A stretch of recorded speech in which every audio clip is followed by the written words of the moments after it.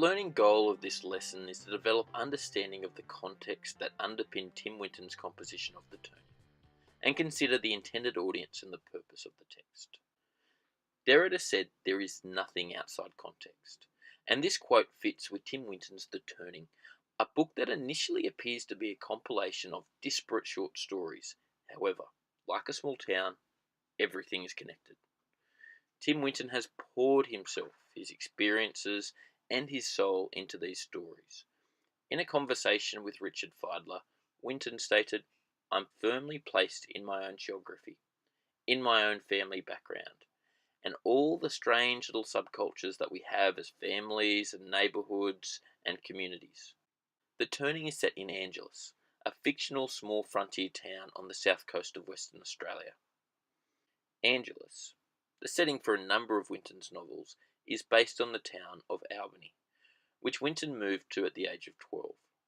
In an interview with Andrew Denton, Winton revealed, "There's so many stories of,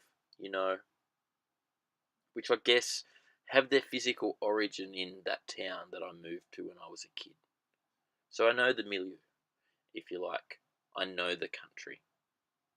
Winton refers to himself as a provincial writer, and in an interview with Jason Stager explained that the place comes first. If the place isn't interesting to me, then I can't feel it. I can't get any people in it. I can't feel what the people are on about or likely to get up to.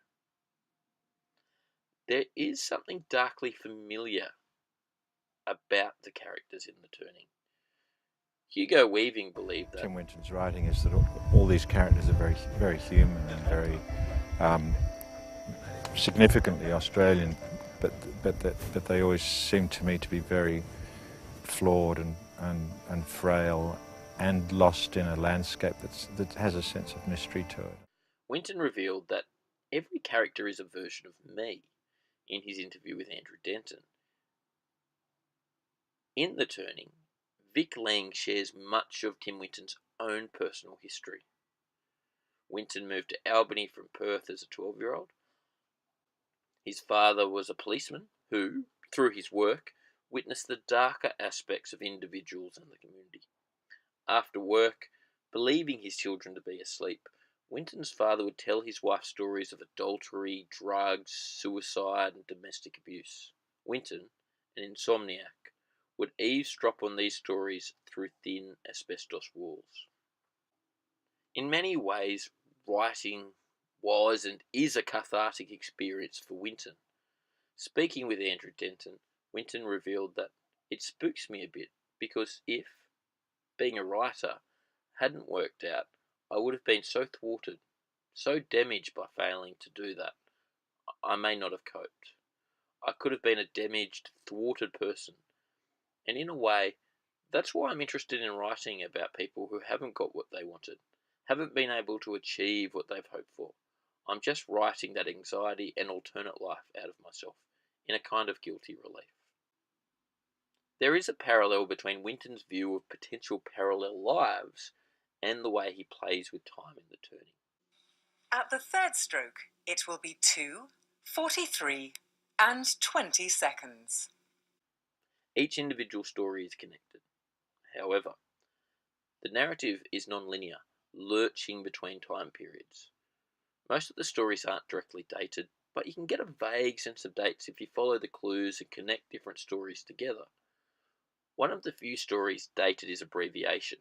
In this story, the omniscient third-person narrator reveals that the action occurs during the new year of 1973. This time period fits with the social and historical context of a number of the other stories, where there are allusions to the Australian involvement in the Vietnam War and whaling, effectively dating these stories in the 1960s or 70s. It's likely that these stories are set between 1972 and 1978, since Winton didn't move to Albany until 1972, and the whaling station in Albany was closed in 1978. There is also a sense of time in Immunity, when the current war triggers the female narrator to reminisce about a train trip she experienced with Vic during the Vietnam War. It's likely that the current war was in the 2003 Iraq War, as The Turning was published in 2005. During the period of time when the stories are set, from the 1960s, although could easily be the 70s, potentially even 1973 could have been the earliest story, to the early noughties, the world became increasingly existentialist, moving away from traditional religion. This social fracture has been attributed to a number of things, but some of the most important would be the horrors of World War II, such as the concentration camps, and the anxiety of nuclear extinction after the dropping of atomic bombs on Japan. The Turning, however, promotes the paradox of religious existentialism. The title, The Turning, derives from T.S. Eliot's poem Ash Wednesday, which explores Eliot's Christian epiphany.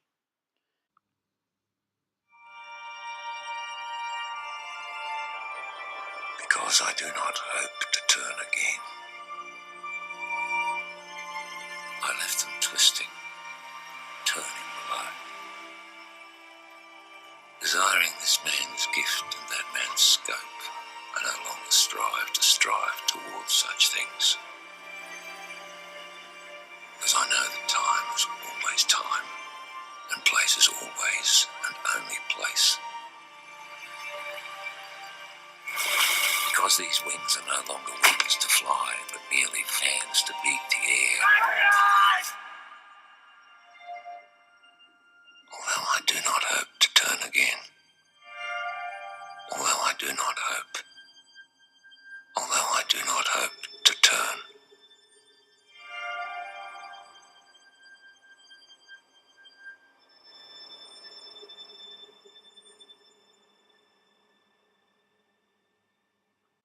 In the short story The Turning, Raylene, a woman whose husband regularly physically assaults her, finds Jesus when her life is at its lowest ebb. Throughout The Turning, Winton explores Christianity through the perspective of a number of characters and narrators. However, there is always the existentialist sense that the only meaning in the characters' lives is the meaning they provide themselves.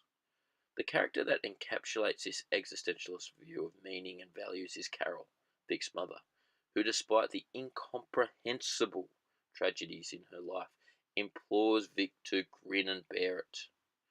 Tim Winton refers to himself as a religious existentialist. In an interview with Jennifer Byrne, Winton identified Australia as a spiritual paradox. It's a deeply spiritual continent with a deeply irreligious culture on top of it. Winton himself was thrust into religion after his father was hit by a car and almost killed. The kindness of a local man who helped bath Winton's invalided father was the catalyst for the Winton family to become heavily involved in church life in Albany. However, despite Winton's religious upbringing, there is a sense in The Turning that humans are merely a small part of the world and the universe. In Aquifer, man's lack of importance is conveyed in the narrator's musings that time moves through us and not us through it. Winton's existentialist beliefs were also evidenced in an interview he gave to Stephen Ramey. In the interview, Winton stated that everything that exists has a story, has a trajectory. Some people find that belittling to the human experience, and in a sense it is, but we are all just cosmic dandruff really, and to me, it's a tonic to realise that you are small in the scheme of things. Tim Winton considers himself to be a provincial author, and his audience is predominantly Australian. For Australians, Winton's writing is framed in the familiar, which Sean Gladwell explains as, Winton's work deals with these cultural forms and these characters that we already know. They're already in our lives. This familiarity derives from the reader's recognition of the language, landscape and characters. Winton celebrates the Australian vernacular and idioms in his writing.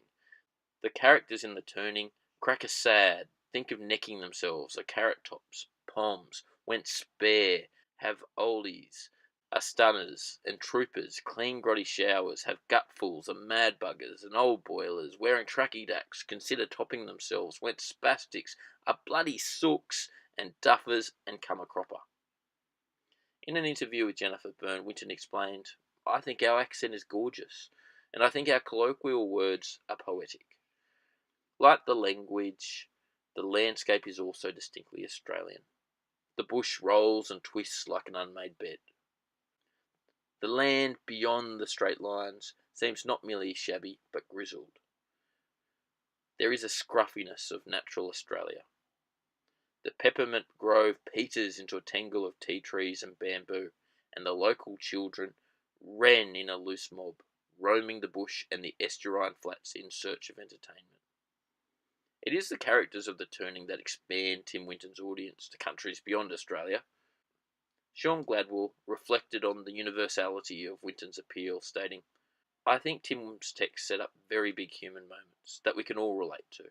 The love or passion or sacrifice or commitment or different aspects of pain against the drama of the landscape." So what was Winton's purpose in writing The Turning?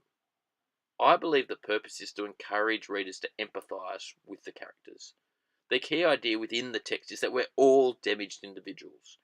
Every character in The Turning is damaged in some way, even the noble characters. The fact that the narrative is told through 17 short stories, each with a different narrator, provides the reader with multiple perspectives on characters and events. These multiple perspectives result in empathy for the damaged and thwarted characters that live within Winton's world.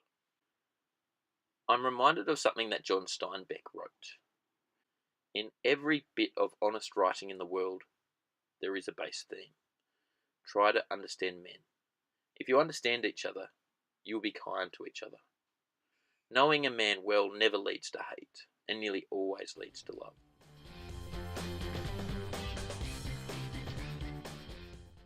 And that's it.